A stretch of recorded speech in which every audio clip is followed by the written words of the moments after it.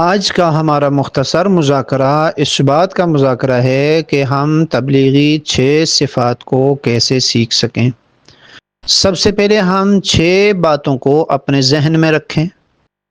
Number 1 کلمہ، number 2 نماز، number 3 علم و ذکر، نمبر 4 اکرام مسلم، نمبر 5 تصحیح نیت اور نمبر 6 دعوت و تبلیغ۔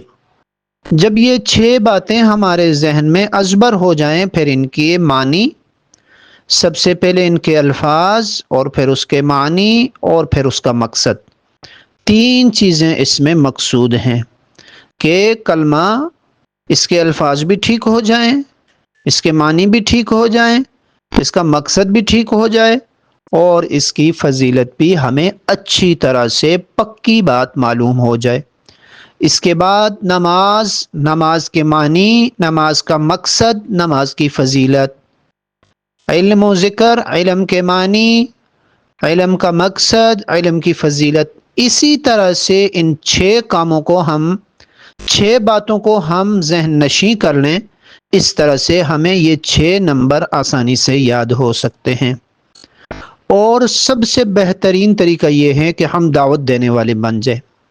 جب ہم اللہ کی ذات کو بولیں گے، اللہ خالق ہیں، اللہ کے سوا کوئی خالق نہیں، اللہ مالک ہے، اللہ کے سوا کوئی مالک نہیں، اللہ رازق ہیں، اللہ کے سوا کوئی رازق نہیں، سوائے ان بولوں کو بولنے کے یہ ہماری نہ زندگی میں آ سکتے ہیں نہ ہمارے الفاظوں میں آ سکتے ہیں۔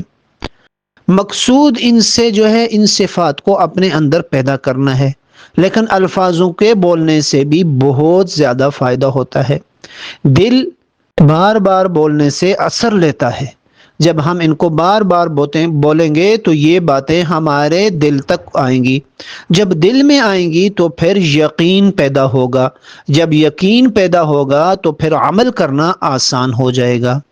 تو اس کے لیے محنت ہے کہ اللہ کے راستے میں نکل کر ہم اس دین کی محنت کو سیکھیں اور دوسروں تک لے کر جائیں۔ اس کے لیے انشاءاللہ العزیز میں بھی تیار ہوں، آپ بھی کوشش فرمائیں۔